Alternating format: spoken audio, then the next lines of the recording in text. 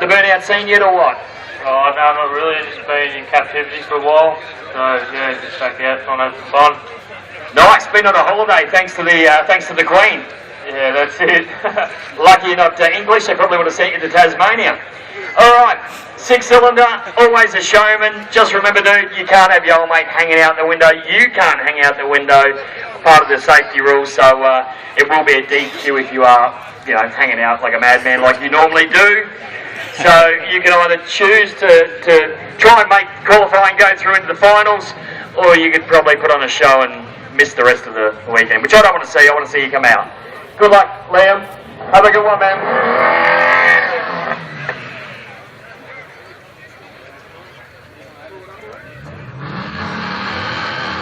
Number 28.